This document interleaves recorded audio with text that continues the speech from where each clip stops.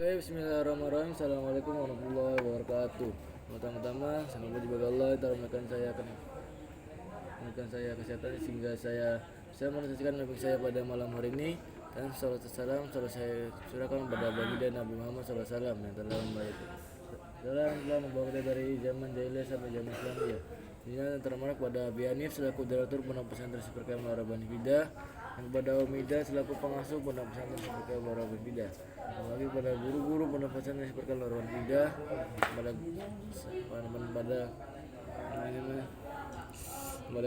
dan kepada kedua orang tua saya dan keluarga saya.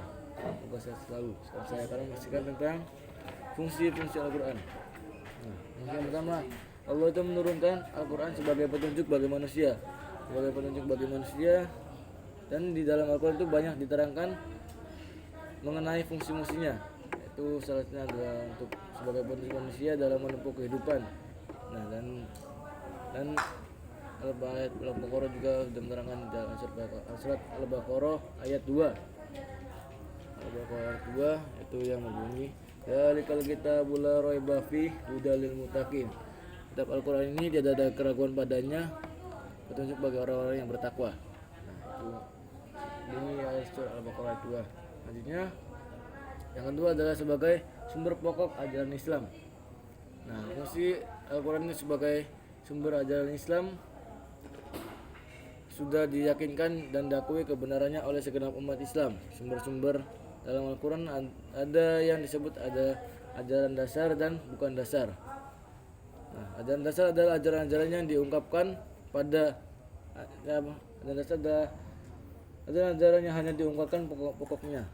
Ajaran Al-Quran semacam itu hanya berkaitan dengan persoalan-persoalan pengetahuan agama Islam, terutama dalam bidang keimanan dan bidang mahdah. Adapun ajaran yang bukan dasar itu mencakup persoalan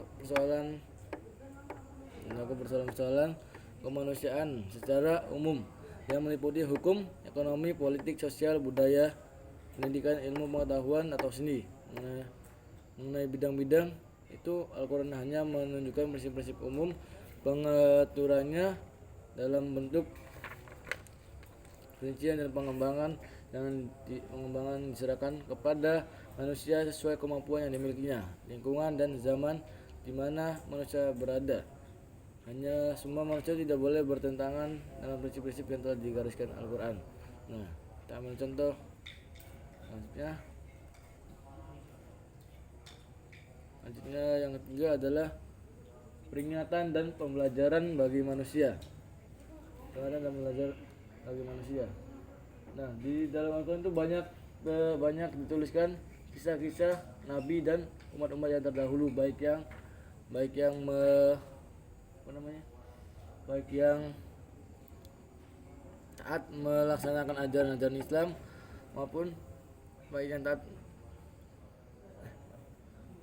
melaksanakan ajaran dan perintah Allah, dan baik adapun yang menentang. Dan bagi kita kita umat yang kemudian itu, dan bagi kita umat yang datang kemudian, tentu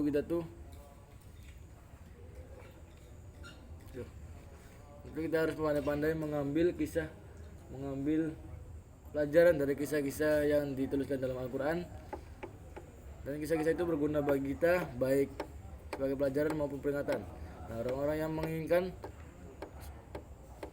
yang mengingkari atau hukum Allah akan hancur, dan orang-orang yang taat patuh pada ajaran atau hukum Allah akan selamat dan bahagia baik di dunia maupun di akhirat. Di antara ayat-ayat yang menerangkan tentang fungsi ayat Al-Quran sebagai pelajaran dan peringatan bagi manusia adalah pada Quran surat Asy-Syu'ara ayat